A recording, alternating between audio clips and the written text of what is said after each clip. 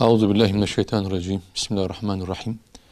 Sizin de ifade ettiğiniz gibi her Ramazan ayında Siyonist işgal rejimi Kudüs'te, Mescid-i Aksa'da orada namaz kılan murabıtlara yönelik, itikafa giren Müslümanlara yönelik katliamlar, saldırılar gerçekleştirmektedir. Dolayısıyla bu sene de bu geleneğini bozmadı. Şu anda halen orada çatışmalar devam ediyor. Müslümanlar kendini savunmak zorunda kalıyorlar. Dolayısıyla bu noktada Kudüs'ün, Mescid-i Aksa'nın Müslümanların gündemine girmesi lazım. Gözden ırak olan, gönülden de ırak oluyor. Ve Mescid-i Aksa, Kudüs hak ettiği yeri gündemde bulamıyor. Buna dikkat çekmek, Müslümanların Kudüs şuurunu, Aksa şuurunu artırmak amacıyla yıllardan beri her Ramazan ayının son cuması, cuma namazdan sonra ümmet coğrafyasının farklı noktalarında yürüyüşler, etkinlikler, basın açıklamaları yapılmaktadır. Önümüzdeki Cuma günü Dünya Kudüs Günü'dür. Bu noktada biz parti olarak Kudüs için yapılan, Mescid-i Aksa için yapılan bütün etkinliklere, programlara iştirak ediyoruz, düzenliyoruz, organize ediyoruz, içine bulunuyoruz. Bu Cuma günü de parti olarak inşallah Kudüs'e sahip çıkacağız. Ki Zoom üzerinden, online üzerinden bir etkinlik olacaktır. İran, Pakistan, Afganistan ve Filistin büyükelçilerin katıldığı, diğer tarafta siyasi partilerin genel başkan ve temsilcilerin katılacağı, Filistin Direniş Hareketi'nden, İslami Cihat'tan, Hamas'tan temsilciler inşallah katılacaktır. Ve tabi bununla birlikte tüm üyelerimizden, gönüldaşlarımızdan, halkımızdan temennimiz, isteğimiz Cuma günü Kudüs için, Aksa için meydanlarda olmalıdır. Sadece belirli günlerde değil, Kudüs, Mescid-i Aksa, Gazze saldırıya uğradığı zaman değil, Kudüs sürekli gündemimizde olmalıdır. İnşallah gündemimize yerleşirse, gündemimize hak ettiği yeri bulursa, inanıyorum ki Kudüs bilinci, şuuru artacaktır.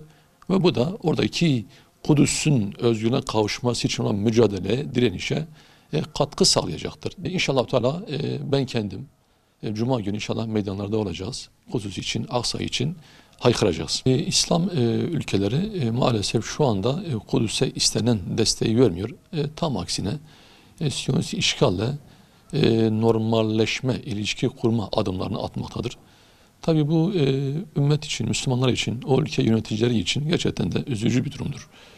Bu noktada devlet yöneticileri, İslam ülkenin başındaki devlet yöneticileri adım atmasa da İnanıyorum ki halklar bu noktada adım atarsa, STK'lar, yazarlar, kanaat önderleri, alimler, kadınlar, çocuklar, öğrenciler bu noktada adım atarsa İslam ülkelerinin başındaki idareciler de buna bir yana kalamaz, sessiz kalamaz ve onlar da bu adımları atmak zorunda kalacaktır. Veyahut da istemese bile işgalle attıkları o adımlara son vermek zorunda kalacaktır. Dolayısıyla bunu belirleyecek olan, evet devlet idarecileri olsa bile esas belirleyici halkların olması lazım. Halkların meydanlara dökülmesi lazım.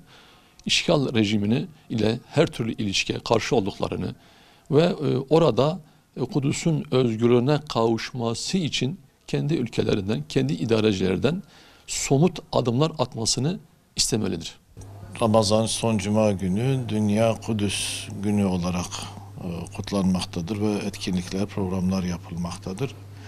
Biz de peygamber sevdalıları olarak bu günü Allah'ın izniyle etkinliklerle kutlayacağız ve bu anlamda Kudüs'ün özgürlüğü, Aksa'nın özgürlüğüne vurgu yapacağız. Malumunuz Aksa, Mescid-i Makdis Müslümanların ilk kıblesidir. Müslümanların olmazsa olmazdır.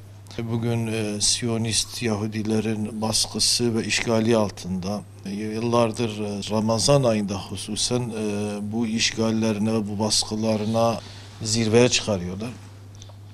Gün yoktur ki orada bir Müslüman şehadet haberi geliyor olmasın. Orada yaralanan bir şekilde evlerinden çıkarılan, tutuklanan, zindanlara atılanlar var. Ve bunlar dünyanın gözü önünde oluyor.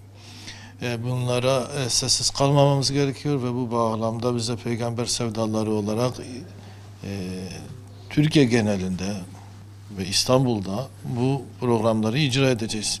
Cuma namazı sonrası Avrupa yakasında ve Anadolu yakasında programlarımız olacak. ve yine dediğim gibi Türkiye genelinde derneklerimizin, temsilcilerimizin bulunduğu yerlerde ve bu hususta ilgili olan, duyarlı olan STK'larla birlikte bu programı icra edeceğiz. Müslümanların bu hususta hassas olmalarına dönük mesajlar vereceğiz. Ve bizim gündemimizde asla Kudüs çıkmayacak, Aksa çıkmayacak. Filistin toprakları özgür olana kadar biz bu konu üzerinde Allah'ın izniyle duracağız. Tabii ki daha çok çalışmak lazım. Yani yeterlidir demek doğru olmaz. Daha çok çalışmak lazım. Müslümanların kenetlenmesi lazım. Birlik olmak lazım ve Kudüs'ü, Aksa'yı, Filistin topraklarının özgürlüğü üzerinde her zaman programlar tertiplemek lazım. Ve bu programları tertipleyenler kim olursa olsun, yani Müslümanlardan kim olursa olsun desteklemek lazım.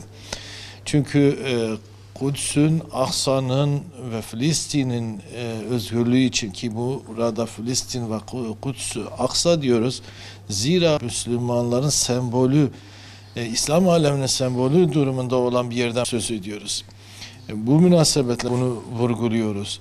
Yoksa dünyada İslam coğrafyası belki işgal edilmemiş topraklar yok mesabesinde. Her tarafta bir baskı, bir zulüm, bir işgal söz konusu. Ancak Filistin'in özgürlüğü bu diğer beldelerin de özgürlüğüne anahtar olacak. O kilitleri de kıracak. Bu anlamda Müslümanların bu davaya daha fazla sahip çıkmaları gerekiyor. Yaptığımız çalışmalar yeterlidir demek doğru olmaz. Her yerde bunu işlemek lazım. 1979 yılından bugüne kadar dünyanın çeşitli bölgelerinde özellikle Kudüs ve Filistin meselesine duyarlı insanlar tarafından Dünya Kudüs Günü farklı etkinliklerle, çeşitli programlarla ihya ediliyor. Bizler de Türkiye'li Müslümanlar olarak uzun zamandan beri bu konuda çalışma yapıyoruz ve her yıl Ramazan'ın son cumasını Dünya Kudüs Günü olarak farklı etkinliklerle biz de ihya etmeye çalışıyoruz. Tabii bunu bir platform olarak yapıyoruz. Dünya Kudüs Günü platformu olarak yapıyoruz.